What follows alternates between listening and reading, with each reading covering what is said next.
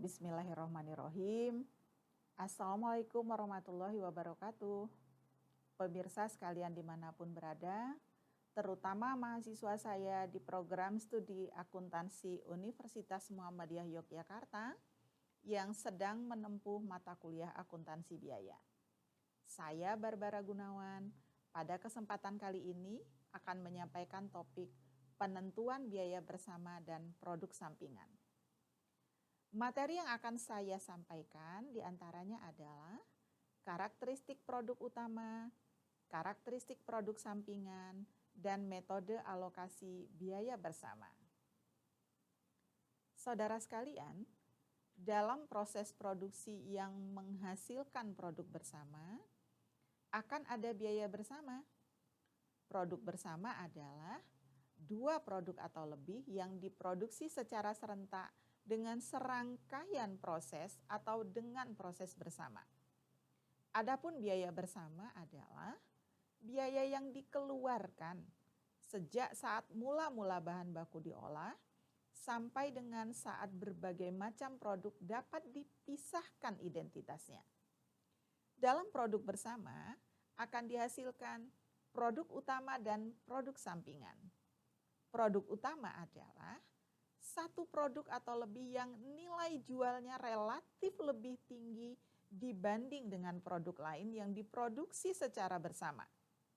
Adapun produk sampingan adalah produk yang mempunyai nilai jual relatif lebih rendah daripada nilai jual produk utama. Pada slide berikutnya akan dijelaskan tentang metode pengalokasian.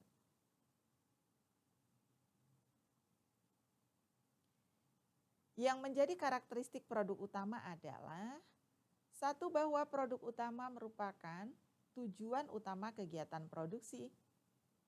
Kedua, harga jual produk utama lebih tinggi bila dibandingkan dengan produk sampingan. Dan yang ketiga, dalam mengolah produk bersama, produsen tidak dapat menghindari untuk menghasilkan semua jenis produk bersama. Saudara, karakteristik produk sampingan adalah yang pertama, bahwa produk sampingan bukan merupakan tujuan utama kegiatan produksi dan harga jual produk sampingan relatif lebih rendah apabila dibandingkan dengan produk utama yang dihasilkan pada saat yang sama. Biaya bersama dapat dialokasikan kepada tiap-tiap produk bersama dengan menggunakan salah satu dari 4 metode berikut ini. Yang pertama, metode nilai pasar. Yang kedua, metode rata-rata biaya persatuan. Yang ketiga, metode rata-rata tertimbang. Dan metode unit kuantitatif. Akan dijelaskan pada slide-slide berikutnya. Ya. Nah, metode nilai pasar digunakan oleh perusahaan untuk mengalokasikan biaya bersama kepada produk bersama. Karena harga jual atau nilai produk merupakan perwujudan dari biaya-biaya yang dikeluarkan dalam mengolah produk tersebut. Harga jual masing-masing produk berbeda-beda. Metode rata-rata biaya persatuan digunakan apabila produk bersama diukur dalam satuan yang sama dan biaya masing-masing produk dihitung sesuai dengan proporsi kuantitas masing-masing produk yang dihasilkan. Adapun metode rata-rata tertimbang didasarkan atas asumsi bahwa masing-masing produk yang dihasilkan dalam proses produksi bersama memiliki faktor penimbang yang berbeda. Antara lain disebabkan oleh tingkat kesulitan pembuatan produk, waktu yang dikonsumsi, keahlian tenaga kerja, kualitas produk yang dihasilkan, dan faktor penimbang lain yang relevan.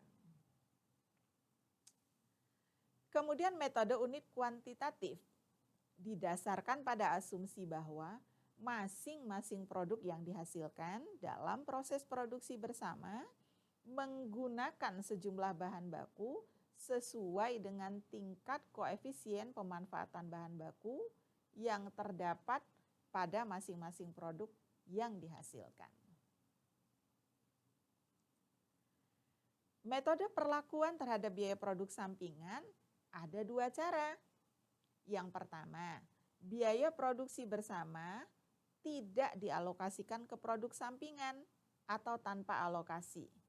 Terbagi dalam metode pengakuan pendapatan kotor dan metode pengakuan pendapatan bersih. Biaya produksi bersama dialokasikan kepada produk sampingan dengan alokasi. Saudara, dalam metode pengakuan pendapatan kotor, tidak dilakukan alokasi biaya bersama kepada produk sampingan. Sehingga semua biaya bersama dibebankan seluruhnya kepada produk utama. Jumlah pendapatan yang diperoleh dari hasil penjualan produk sampingan akan disajikan di dalam laporan laba rugi sebagai yang pertama, pendapatan lain-lain. Yang kedua, tambahan pendapatan penjualan utama. Yang ketiga, pengurangan HPP produk utama. Dan keempat, pengurangan biaya total produksi produk utama. Metode pengakuan pendapatan bersih menyatakan bahwa jumlah pendapatan yang diperoleh dari hasil penjualan produk sampingan akan dikurangi seluruhnya biaya yang terjadi setelah titik pisah. Kemudian metode dengan alokasi. Dalam metode ini, sebagian biaya produksi bersama akan dialokasikan kepada produk sampingan. Untuk menentukan jumlah biaya bersama yang dialokasikan kepada produk sampingan dapat digunakan dua metode, yaitu yang pertama, metode biaya pengganti, dan kedua, metode biaya reversal. Metode biaya pengganti diterapkan pada perusahaan yang produk sampingannya digunakan sebagai bahan dalam proses produksinya, sehingga perusahaan tidak perlu membeli bahan baku dan atau bahan penolong tertentu dari pemasok luar. Dalam metode biaya reversal, jumlah biaya bersama dialokasikan kepada produk sampingan dengan cara yang berbeda. Dalam metode ini, biaya bersama yang dialokasikan kepada produk sampingan adalah sebesar taksiran biaya produk sampingan pada titik pisah. Saudara, demikian pembahasan tentang materi ini. Contoh perhitungan akan saya jelaskan pada video yang berbeda. Silakan saudara baca lagi buku-buku referensi yang relevan. Tak lupa diskusikan dan kerjakan tugas-tugas dengan teliti dan seksama. Semoga bermanfaat. Sampai jumpa pada video-video saya selanjutnya. Wassalamualaikum warahmatullahi wabarakatuh.